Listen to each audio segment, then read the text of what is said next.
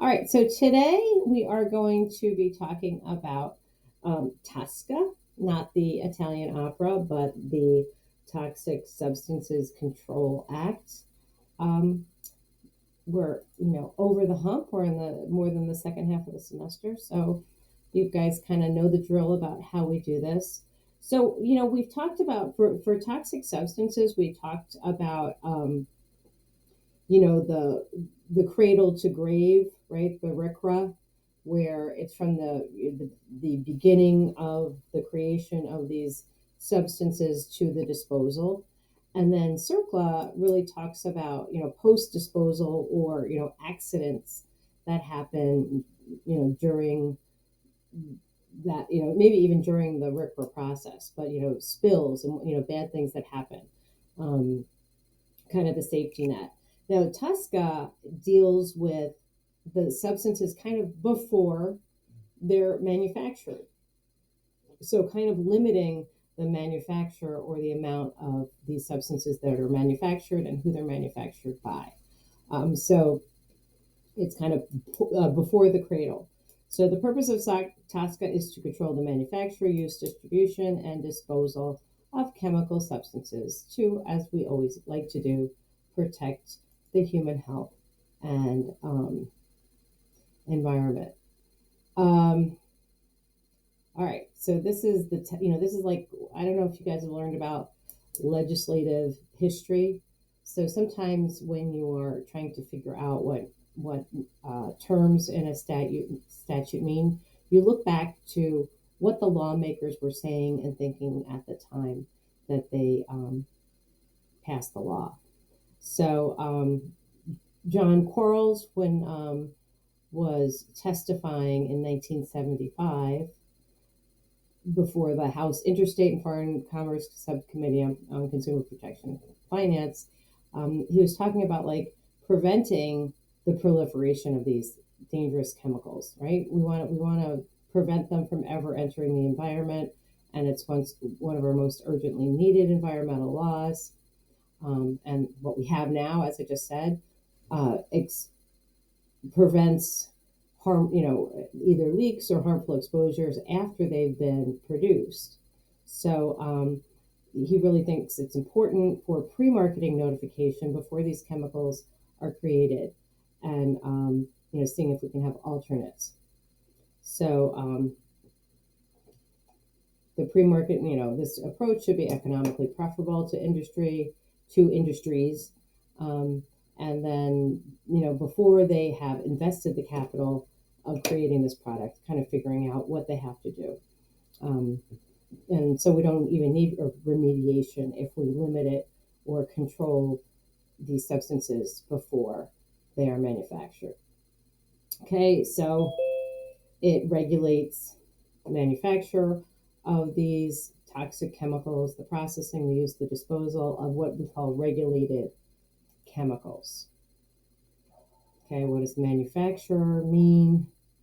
Producing, preparing, importing, or compounding any toxic chemical. So, if I import a certain toxic chemical from Mexico, China, Europe, Canada, whatever, that counts as a manufacturer. If I am in the business of making substance B, but as a byproduct of creating substance B, I create substance X, then that's called coincidental manufacturing. So this this byproduct is created even though that was not what I was intending to manufacture. Or purchasing anything from my chemical manufacturer. I'm going to put on my fan. When I close the door to my office, it turns into an oven. Okay, so that's who the manufacturers are.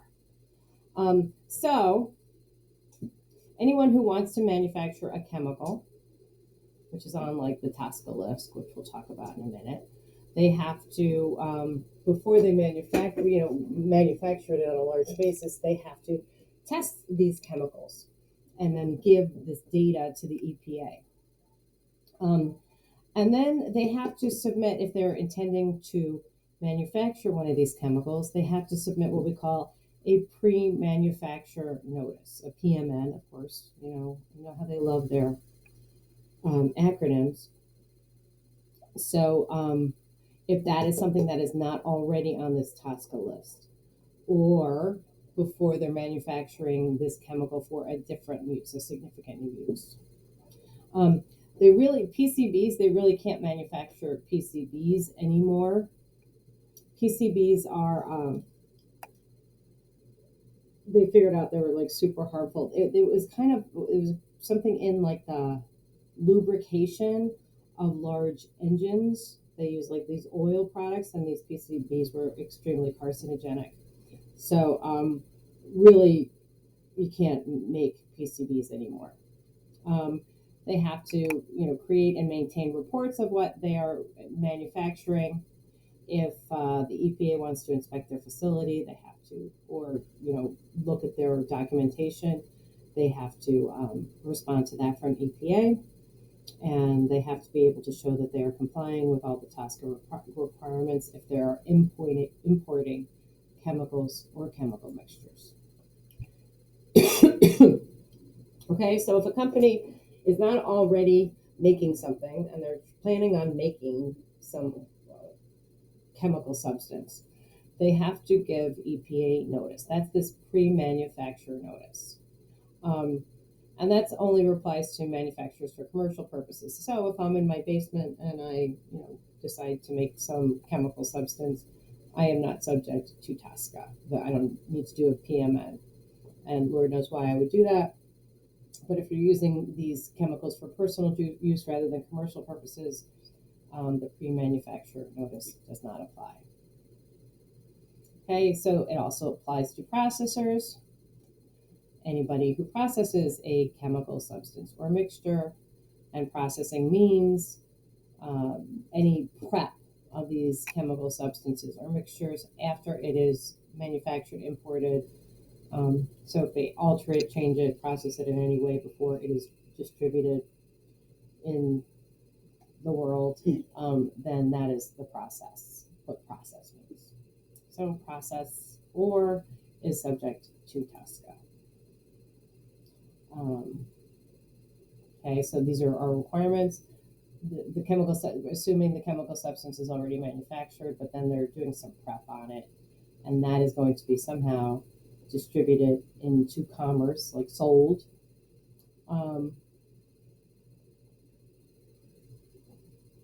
In either the same form as it was received or in a different form than it was received,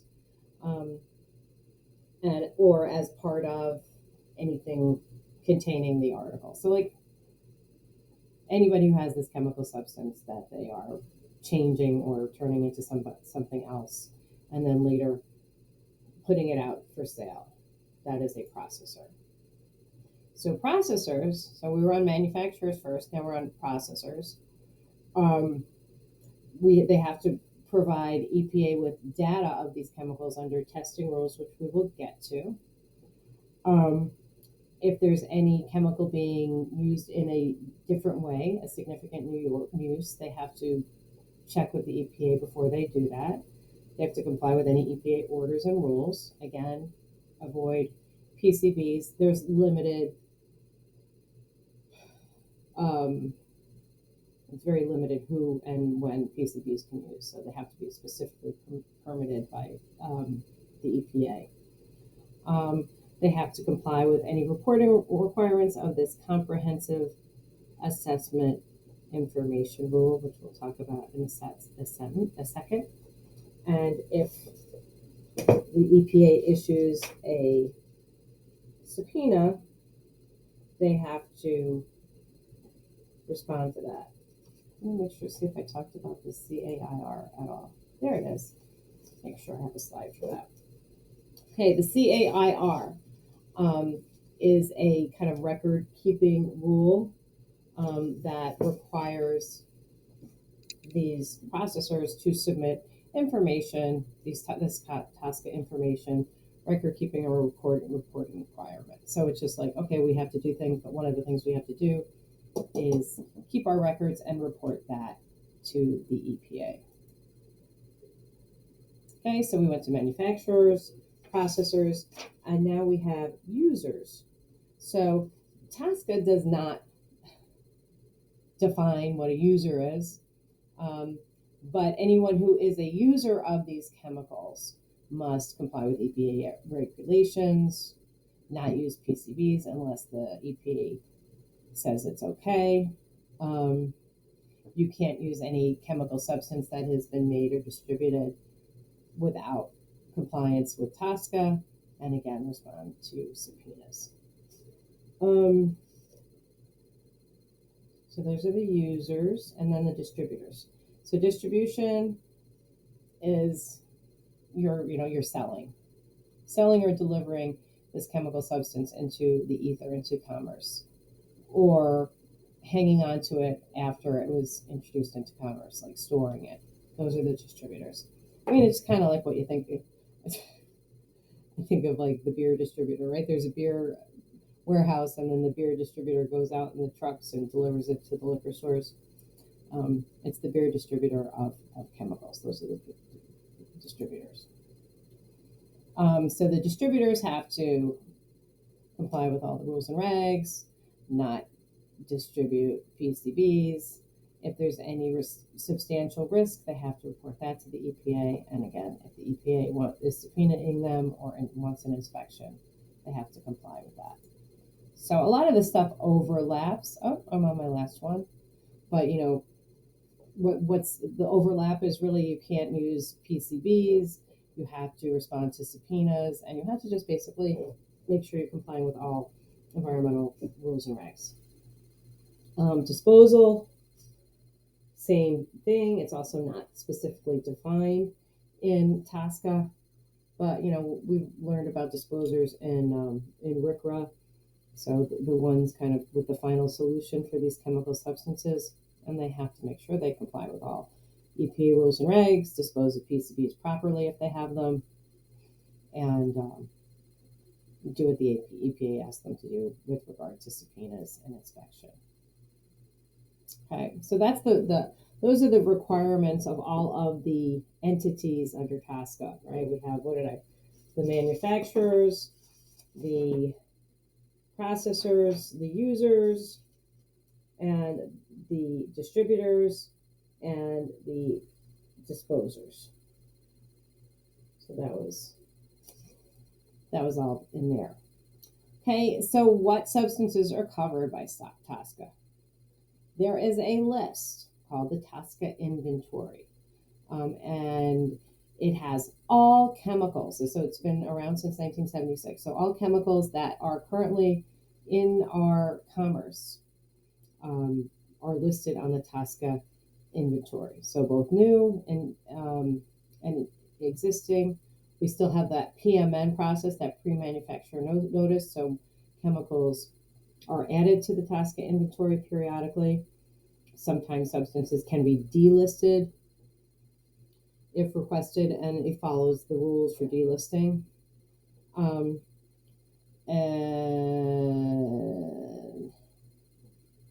so it's really like anything, any chemical substance manufactured, imported, or processed for commercial purposes, the important term here, in the U.S., which is not excluded. So it's like everything unless there's an exclusion. So you guys can check this out on your own time if you'd like, but I wanted to just show you kind of what it looks like.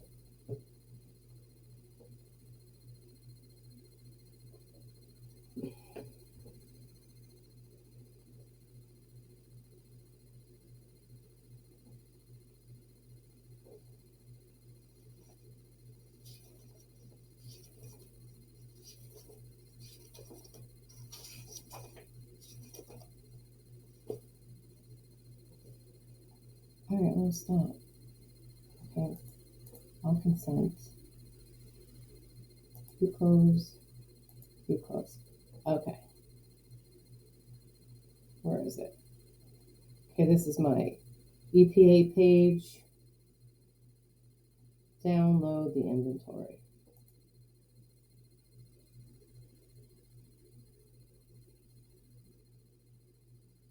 And I'm sorry it's taking me a sec. I'm sure it's nice. to not listen to me for a second. This is interesting, and we'll talk about this on the next page. This is the non-confidential Tosca inventory, and where did it go?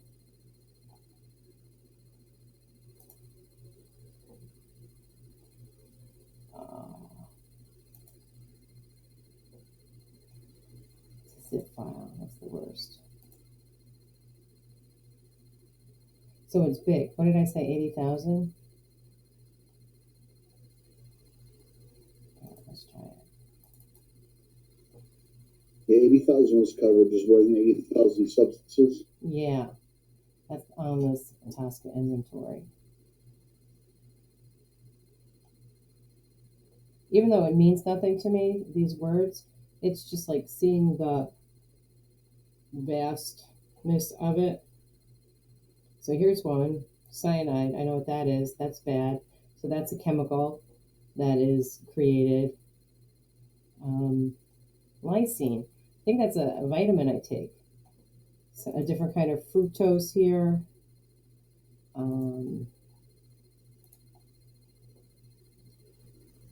Acetamine. That's probably like acetaminophen is made out of that. Benzenethol. Ethanol, we know what that is. Vitamin B12, retinol. Retinol's in my skin cream. So you see, like, kind of any chemical made for commerce in the United States that is not somehow excluded ends up on this Tosca inventory. So that's what, and then they all have, each substance, it has its number of on the Tosca inventory. So we would refer to that. Sneeze. We could refer into the substance.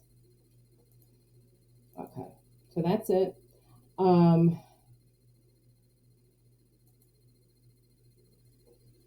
Okay, so that's any chemical substance manufactured or processed for commercial purposes. Commercial purposes is a key term here.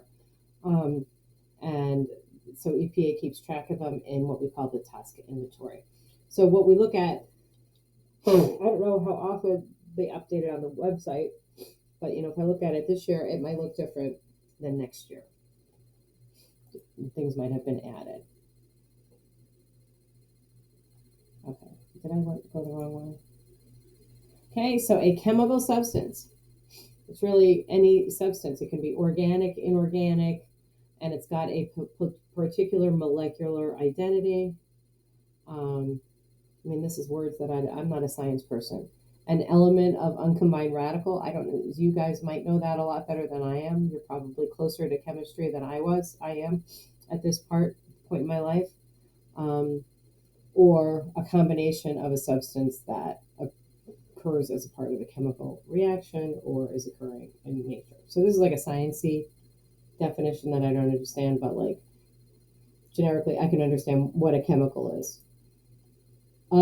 So these, remember I said it's like, kind of like every chemical that is not excluded. These are things that are excluded.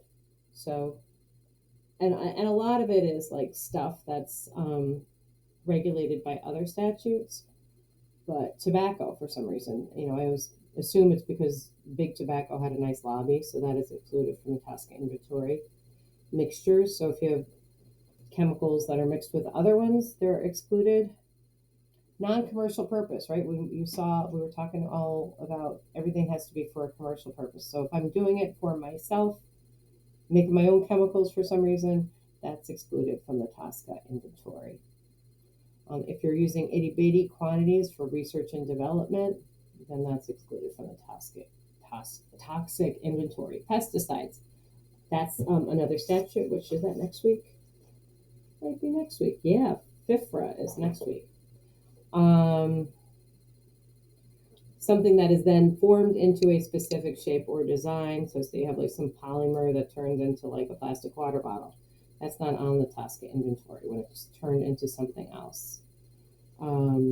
Impurities, byproducts are not on the Tosca inventory.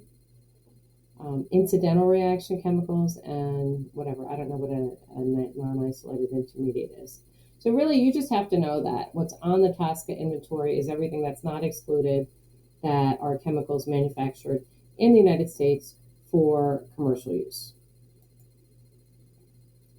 Okay, so it's constantly changing, right? So if I come up with a new chemical that I need to make my widget, I will file a pre-manufacture notice with the EPA to get permission to use it. That's my PMN. If I'm creating a waste that does not exhibit any hazardous characteristic, I can maybe request delisting, and that the process of delisting, it has to be published in the Federal Register before it's delisted and approved by the EPA. Every 4 years, so if I file my pre-manufacture notice and now I'm manufacturing, chemical Zepapon, every 4 years I have to update the information I have on that chemical on that TSCA inventory.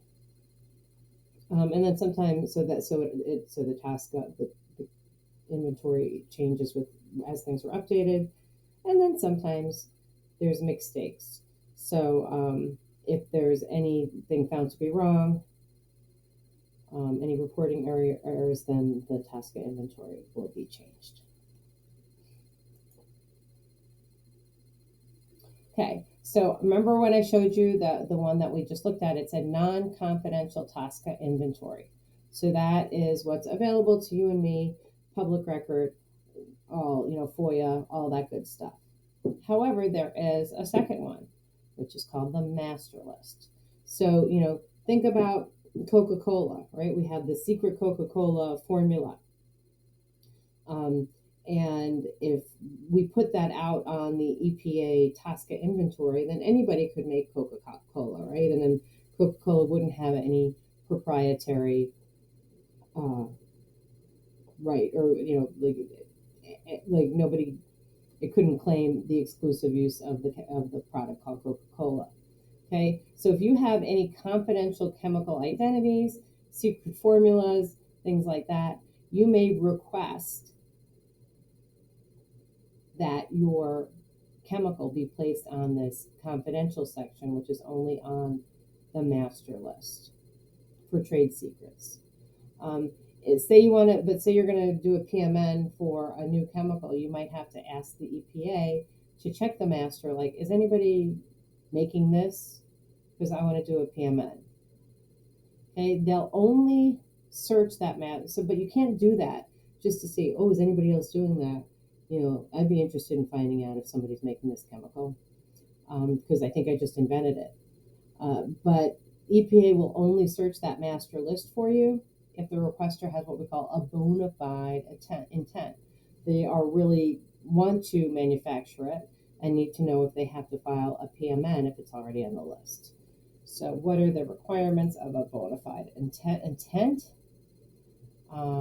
They have to give the EPA the chemical identity of what they want to manufacture or import. They actually have to, by an individual, they have to sign a statement, say, we intend to manufacture or process or distribute this chemical for realsies. And then you can, you need to tell the EPA how you got here. What R&D have you done? Have you done any testing? Have you done any research on how you're going to use it? What have you done to determine that you're going to use this chemical? Why are you going to use the chemical? What are the elements in the chemical? And then this again is science. Oh, if that should be pattern, not patter.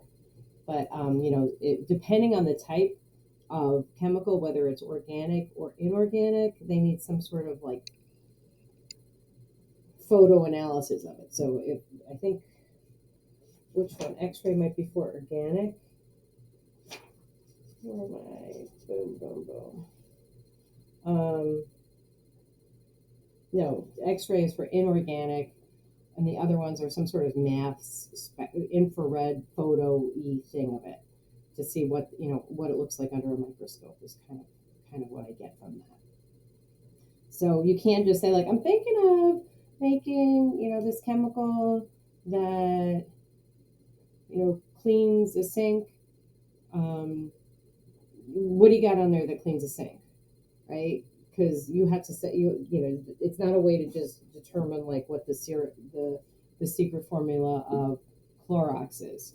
You have to give them the information, and then they'll double check it to make sure that it's not already being used on that master list. Okay, so I'm a manufacturer, right? So the manufacturer is somebody who makes it or who imports it, right? That's our manufacturers. And there's a chemical that is not on the Taska list, either non-confidential or master list. So I have to, if I want to make or import a new chemical, I have to file this PMN, pre-manufacturer notice, with the EPA. In my PMN, I have to identify what the chemical is. I have to put what category of use it is, how much I'm going to make, any intentional or unintentional byproducts. I have to talk about how employees in my factory will be exposed to it. I'll talk about how it can or should be disposed. Then I also, and this is kind of the big deal on the pre-manufacturer notice, is test data. I talked about it in an earlier screen without explaining what it was because I knew I was going to talk about it later. But these manufacturers have to either conduct on their own or have a second party or a third party conduct testing to see when this chemical is, if it's exposed to people or the environment, what is the effect? And then that test data you have to submit as part of your PMN, and anything else that is reasonably ascertainable that is not on my list. Okay, so then the EPA has 90 days to review the PMN. And during that time, they're supposed to evaluate the chemical, determine the potential dangers to human health and the environment, as a result either of making it, processing it, distributing it, using it, or disposing of it. They can look at the information inside the PMN, or if they have outside resources that they can look at, they are allowed to look outside of the PMN. And its technical expertise as an evaluator of chemical substances.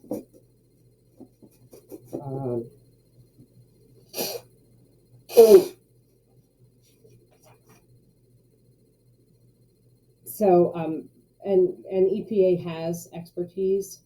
They'll have like Taska people, but Taska people who deal with this stuff like kind of deal with the same kinds of chemicals over and over. So they have experience and kind of have a heads up on the bad things that can happen.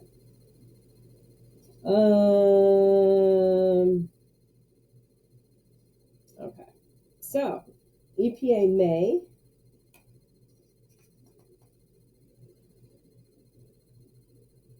impose requirements on this applicant, how they can manufacture it, limiting quantities, maybe some sort of employee protection, or kind of like OSHA-y kind of things.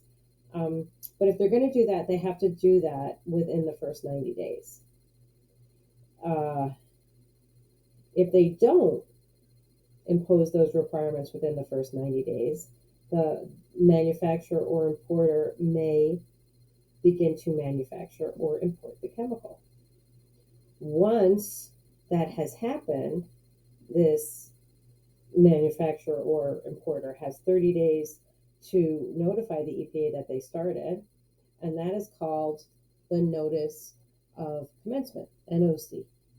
So it says like, okay, you didn't put any restrictions on my PMN, so I started, and now you know. Okay, so, but the EPA can, if they want, delay this PMN process if for up to 90 days. So if they're like they get a red flag when this PMN comes in, it's like we want to look at this a little further. We've dealt with these kind of chemicals before. There's some potential problems. They have to have a good cause to delay it, not just because they're busy. So they can, if they can demonstrate good cause, they can delay this process. So also, if the information in the PMN is insufficient, they can limit or even prohibit the manufacture of this chemical substance, or they can prohibit it if somehow they find that it either presents now or in the future will present some sort of unreasonable risk of injury to human health or the environment. So that's what the EPA can do. So the EPA, if they do nothing after the PMN, then 30 days after that, the manufacturer or importer can start doing that, and they have to file a notice of commencement.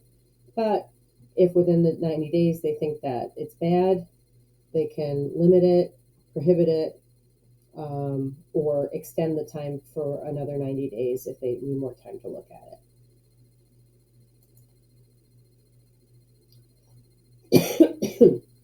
Okay, remember we were talking about exemptions from the Tasca inventory. There are other ones that are very similar kind of list, things that are exempted from the PMN requirements, right? Mixtures, pesticides, because they're governed by FIFRA, which we'll talk about next week. It's really like stuff that is covered by something else, right? So food additives, that the FDA deals with that. Tobacco, big tobacco has a big lobby. As we talked about, this R&D exception for small quantities in a research and development purpose. Chemicals that have no risk of harm to human health or the environment. Test market exception. So we're trying to figure out if we want to use this, and we do a little, test market. But they have to prove that this test market activity doesn't pose any risk to human health or the environment. Polymers.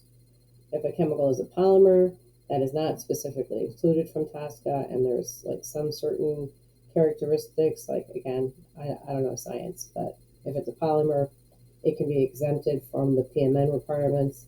And then the itty bitty exception. So the low volume exception, if you're making it in such small quantities, and there's no risk to human health or the environment, that is exempted from PMN requirements. So think about it, this like R&D and the low volume exemption. How do I know that I want to make something unless I've and the test market, unless I've tested it, right? Unless I've done my research, maybe, done a test market rollout of it. And then I can decide, well, do I want to use it? And if I want to use it, then I will file a pre-manufacturer notice. Oh, there's more exemptions. Those articles, we talked about that in the exception. These byproducts and impurities, incidental reactions. And then the Polaroid. Oh, I misspelled that. Polaroid exemption, which is, let's talk about that, because that's going to be your discussion board this week. Here, okay. Boom, boom, boom. I put some stuff in the module. Go away. Go away. Let's see, which one's this one? No, is it this one? Oh. Where's my canvas?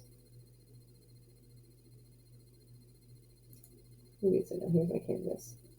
Okay, in the module, I did some specific thing on this Polaroid exemption.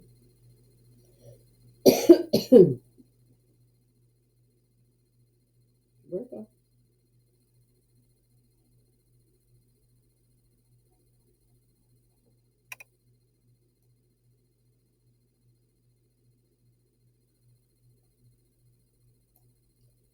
Okay.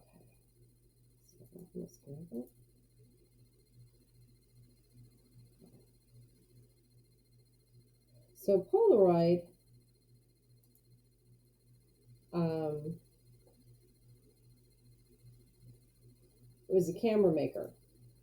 I think their Polaroids are back, right? These days they were out for a while, but that was the one. I'm sure you guys, you youngsters, have seen it on TV where somebody just like takes a picture and then the photograph goes, right, and then you kind of let it air dry and then there's a photo.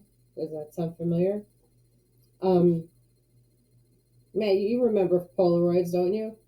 Very, very well. Yeah, a lot of fun.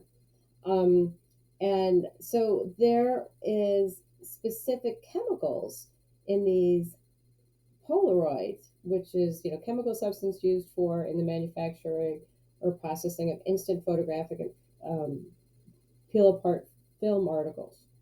So wait, where is it? It's in my. I have another one. This is the CFR section that basically says that you can manufacture this without dealing with the pre-manufacture notice requirements of TSCA. That's the CFR section, but I had a slide too that I added later. With the peel off, you're really going far back. That's like, oh yeah, that's like the 70s, right? Is that because they want to maintain confidentiality of how they created that product? No, it's because they wanted to do it right away, and they knew somebody who's going to help them out. It's like big business saying, like, we really, really need to do this right now. Give us this exemption. Okay, so Polaroid wanted. Oh, I jumped to it. Yeah, no worries. Polaroid wanted to be able to use. It should be new chemicals. Gosh, I don't know what I was thinking when I was typing this. Made for this instant photography. It was the peel off. There was it would print out and there would be like a cover on it and you had to wait like a minute and then you peeled it off and then it would be whatever, it would develop. So they filed not a PMN, they filed an exemption notice, like we're exempted from TSCA. So the TSCA regs themselves give special permission for Polaroid to use this without filing a pre-manufacturer notice. And it's in the CFR. So it's not just like, okay, you can use it for now. It's in the CFR like as a permanent exemption. And it was basically just from a request from a major corporation to get special treatment. So like somehow somebody in Polaroid exhibited some big influence to get these chemicals excluded from TSCA, which is kind of crazy that they had an instant photograph of somebody in a compromising position. they used exactly. So clever. Yeah, and it hasn't been repealed. And actually, now now this stuff. There's I think more companies than, but at that point it was really just Polaroid that was making these things.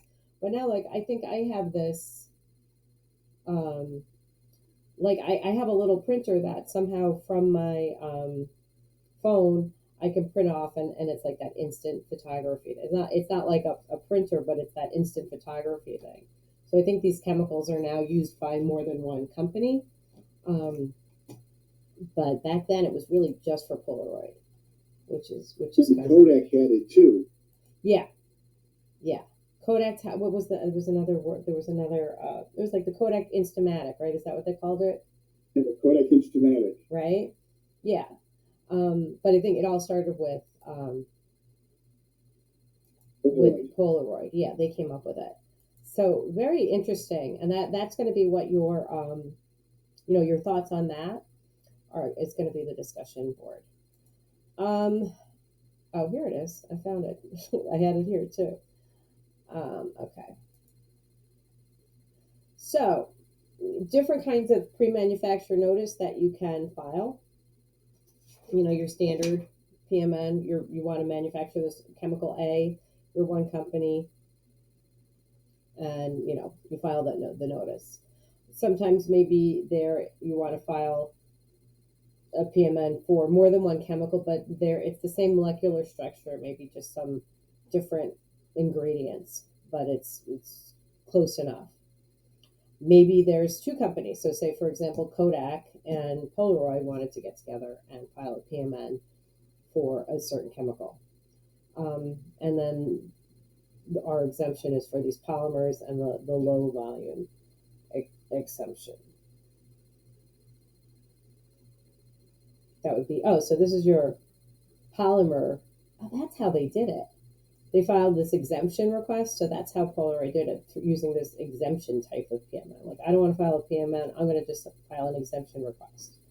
So I don't know how they qualified for it, except that, yeah, as Matt said, they had a Polaroid of some lawmaker in a compromising position, which is only speculation, but why not? Speculation. Pure speculation.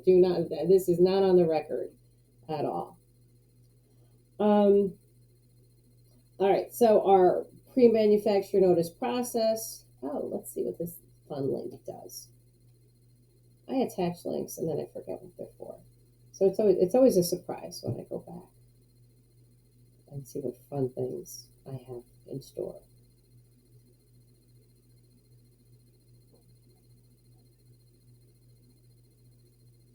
Okay, so this is what they do. Their review process.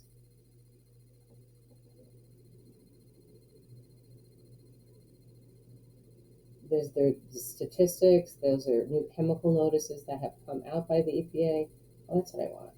How EPA reviews new chemicals.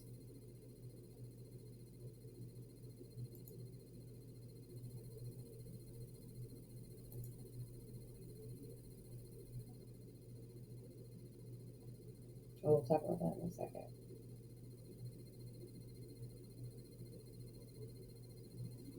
Okay, so they have different chemical categories. There's meetings about them. They have models and tools for assessing these chemicals. They have pollution prevention. They have policies, all sorts of stuff. But let's go to see what I have, because that looks too complex. Okay, so that you have to file this detailed form when you are filing your PMN. There is a checklist that you kind of have to go through. The form requires, the EPA is the one putting together this checklist. So they only have 90 days to look at it, and they have to make a decision to see whether this data in the PMN is either valid, invalid, equivocal.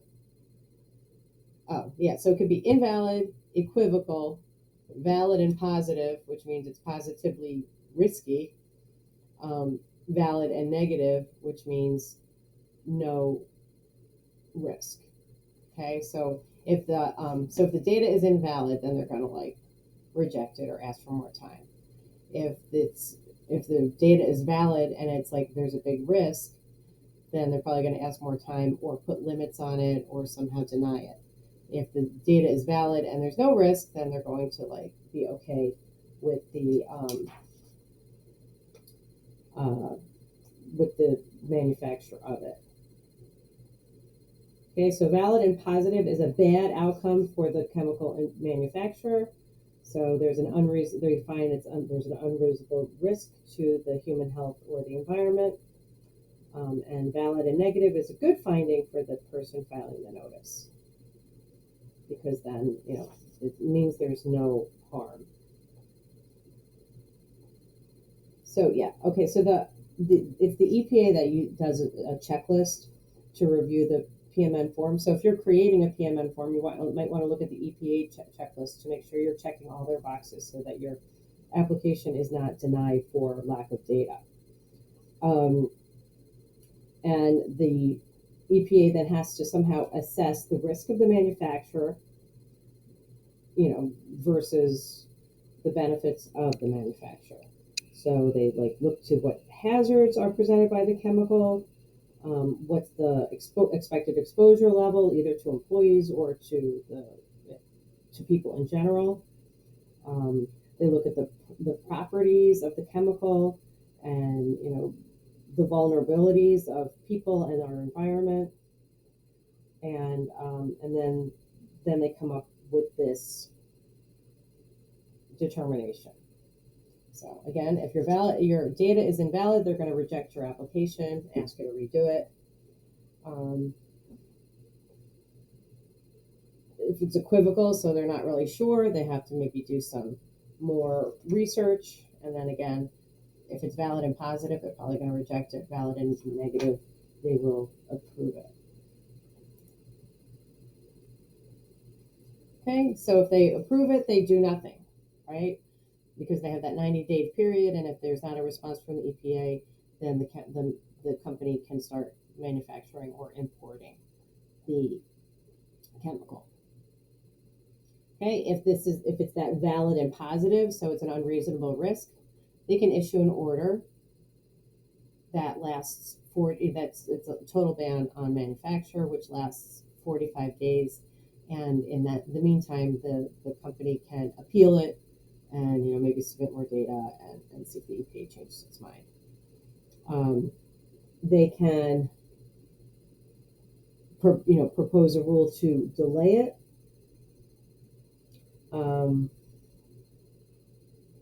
Limit or ban the manufacture, production, or use. So if they're like, well, we need more information, we want to delay this or somehow limit it or totally ban it, it's not a final action at that point, it's just a delay kind of thing. So that can't be appealed because there's no final action. So until that rule is finalized, then that can be appealed.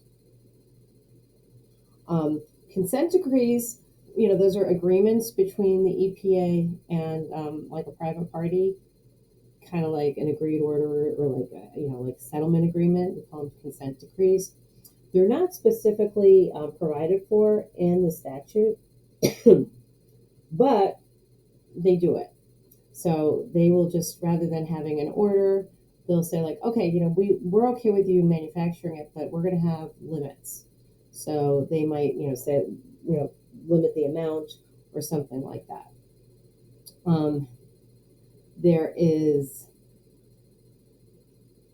a fast track type consent decree. That's used when they're like, kind of the manufacturer, like they're going to agree to whatever the EPA wants. They're just like, okay, this is what you want. We're going to agree to that. It's fast track. It'll be quicker. If you somehow have to have a negotiation process with the EPA, then they call that the standard. I don't know why. But there'll be different terms and things like that. So that's the second kind of consent decree. So even though the TSCA does not specifically provide for